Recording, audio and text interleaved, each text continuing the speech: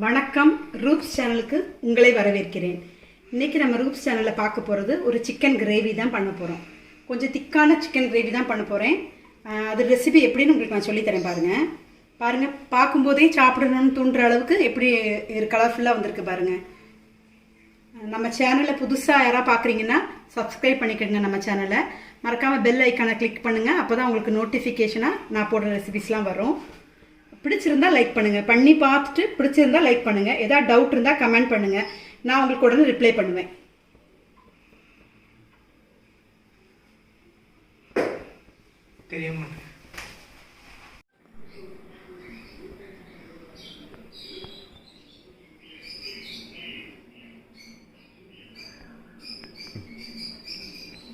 இப்போ சிக்கன் கிரேவிக்கு தேவையான பொருட்கள் நம்ம என்னென்னு பார்த்துடலாம். 1 கிலோ சிக்கன் எடுத்து வச்சுருக்கேன். அதை நான் 2 தண்ணி கழுவிட்டு லாஸ்ட்டாக மஞ்சள் தூள் போட்டு விரசி கழுவி வச்சுருக்கேன். நம்ம மீனை கழுவுற மாதிரி 6-7 தண்ணி கழுவ வேண்டியதில்லை. சிக்கன் மட்டனை பொறுத்தவரை 2 தண்ணி இல்லைன்னா மிஞ்சி போனால் 3 தண்ணி நீங்கள் கழுவுங்க போதும். நான் இப்போ 3 தண்ணி கழுவி வச்சுருக்கேன். அப்புறம் மல்லித்தூள், மிளகாய்த்தூள், பட்டை லவங்கம் ஏலக்காய் எல்லாமே எடுத்து வச்சுருக்கேன். பாருங்கள், பட்டை லவங்கம் ஏலக்காய் எல்லாம் கொஞ்சம் கொஞ்சம். அப்புறம் மஞ்சள் தூள், நல்லெண்ணெய் தான் கண்டிப்பாக ஊற்றணும். ஏன்னா கோழிக்கறி சூடு, அதனால் சூடை தணிக்கிறதுக்கு செக்கில் ஆட்டினா நல்லெண்ணெய் எடுத்து வச்சுருக்கேன். அப்புறம் உப்பு, தேவையான அளவு உப்பு, இஞ்சி பூண்டு, சின்ன வெங்காயம் இல்லைன்னா பெரிய வெங்காயம் போட்டுக்கலாம். நான் இன்றைக்கி பெரிய வெங்காயம் போட்டு தான் பண்ண போகிறேன். சின்ன வெங்காயம் ரொம்ப டேஸ்டியாக இருக்கும். நான் இன்றைக்கி பெரிய வெங்காயம், அது ஒரு டேஸ்ட் கொடுக்கும் பெரிய வெங்காயம்.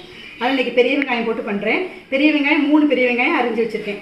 தக்காளி பெரிய தக்காளியாக 2 தக்காளி அரிஞ்சு வச்சுருக்கேன். நமக்கு 4-5 பச்சை மிளகாய் 2 கீரி வச்சுருக்கேன். கொஞ்சம் கருவேப்பிலை, கொத்தமல்லி, இதுதான் நமக்கு தேவையான பொருட்கள்.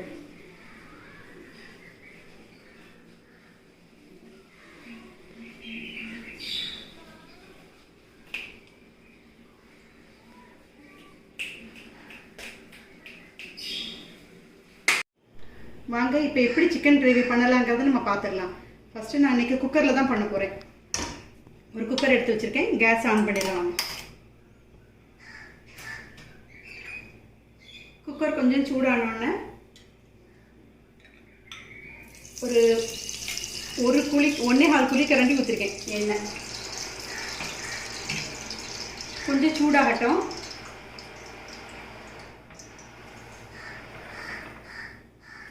எண்ணெய் சூடானோடனே நம்ம பட்டை லவங்கம் ஏலக்காய் எடுத்து வச்சுருக்கோம்ல, அதை நம்ம உள்ளே போட்டுடலாம்.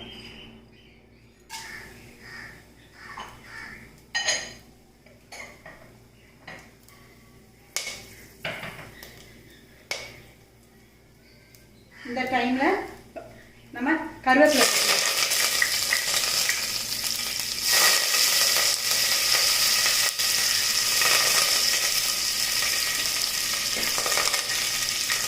கருவேப்பிலை கொஞ்சம் பொரிஞ்ச உடனே பச்சை மிளகாய் போட்டுக்கலாம்.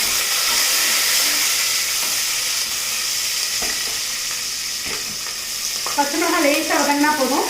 நம்ம அரிஞ்சு வச்சிருக்கிற பெரிய வெங்காயத்தை உள்ளே போட்டு வதக்கிடலாம்.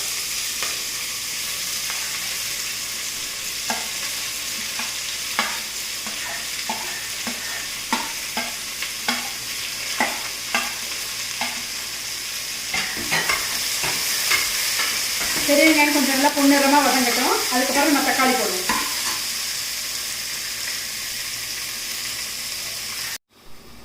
பாருங்கள், நல்லா வெங்காயம் வதங்கிடுச்சு. இந்த ஸ்டேஜில் நம்ம அரிஞ்சு வச்சுருக்க தக்காளியை போட்டுடலாம். தக்காளி போட்டு கொஞ்சம் நல்லா வதக்கிடணும். வதக்கின பிறகு தான் இஞ்சி பூண்டு போடுவேன். நல்லா நல்லா குழஞ்சி வரணும் தக்காளி. ஒரு 5 நிமிஷம் வதங்க விடுவோம்.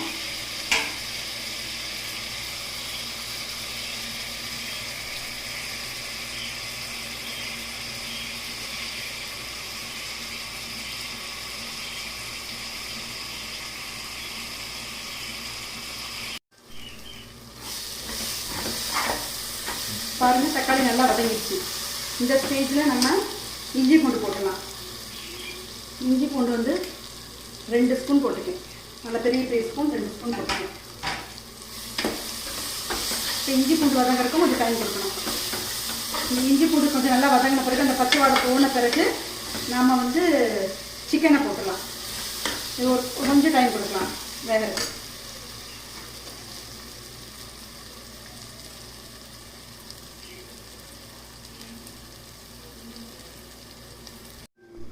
இப்போ நல்லா வதங்கிடுச்சு பாருங்கள். இஞ்சி பூண்டோட பச்சை வாசனை நல்லா போயிடுச்சு.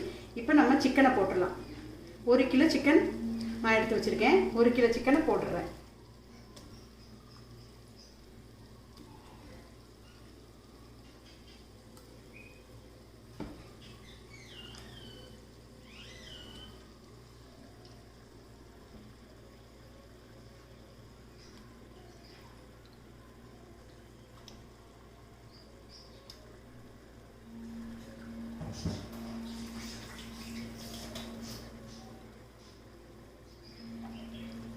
இப்போ நல்லா இதை ஒரு வாட்டி கிளறி விட்டுக்கிடுங்க.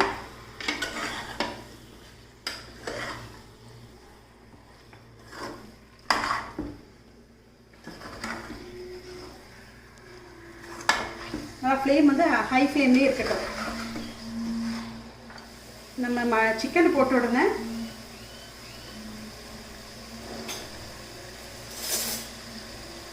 சிக்கனை போட்டுட்டு 1 ஸ்பூன் மஞ்சள்தூள் போட்டுருங்க.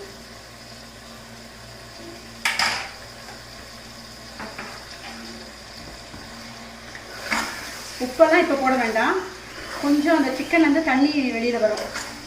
அந்த தண்ணி சுரந்த பிறகு தான் நம்ம உப்பு போடணும்.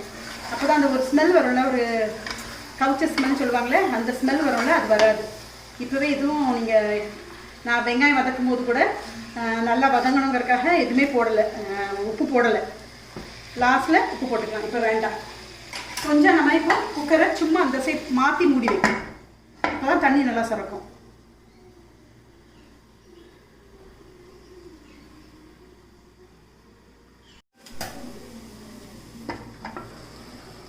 பாருங்க, நல்லா தண்ணி சுரந்து வந்துருக்கு பார்த்தீங்களா.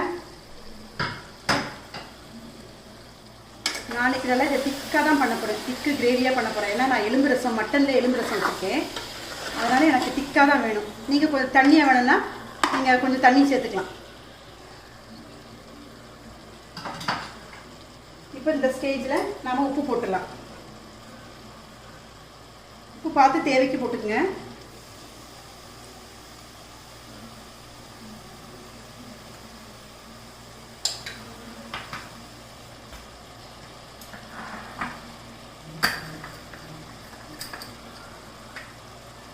மிளகாய்த்தூள் உப்பு போட்டுட்டேன். அடுத்தது மிளகாத்தூள்.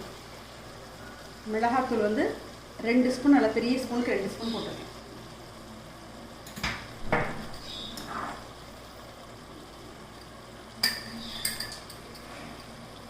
மல்லித்தூள் வந்து 1 ஸ்பூன்.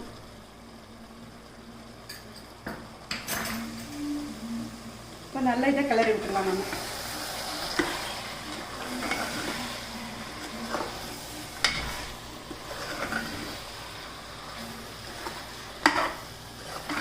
நல்லா மசாலா வந்து எல்லாத்துலேயும் கோட் ஆகிற மாதிரி நல்லா கிளறி விட்டுருங்க. நல்லா நீங்கள் கிளறி விட்டுட்டு இந்த ஸ்டேஜில் நீங்கள் வேணால் தண்ணி சேர்த்துக்கலாம். நான் வந்து தண்ணி சேர்க்கலை.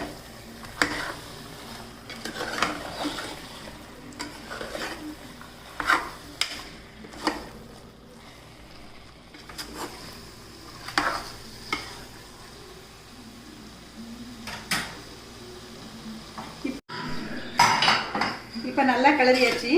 கிளறிட்டு நம்ம ஒரு 5 மினிட்ஸ் இதை சிம்மில் வைக்கலாம். ஊட்டி வச்சுருக்கோங்க. ஒரு 5 மினிட்ஸ் சிம்மில் வைக்கலாம்.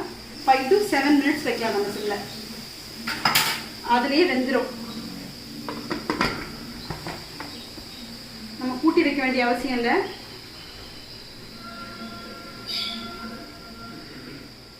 ஒரு 5 மினிட்ஸ் வெயிட் போட்டு வச்சுருங்க. 5 மினிட்ஸ் வைங்க போதும், ஆஃப் பண்ணிடலாம்.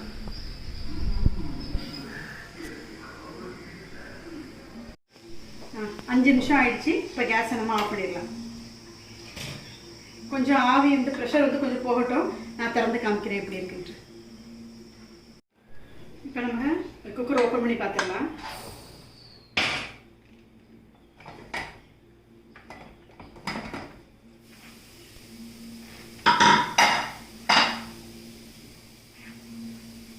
பாருங்க எப்படி வந்திருக்குன்னு.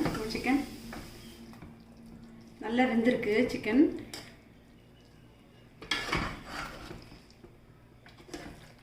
நான் இதை ஒரு பவுலில் ட்ரான்ஸ்ஃபர் பண்ணி காட்டுறேன் உங்களுக்கு.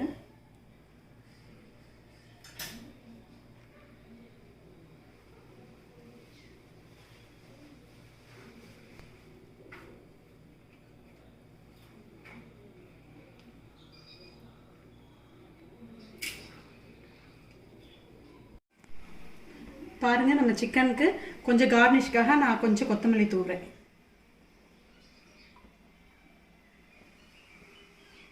அவ்வளோதான், இனிமேல் சர்வ் பண்ணிடலாம்.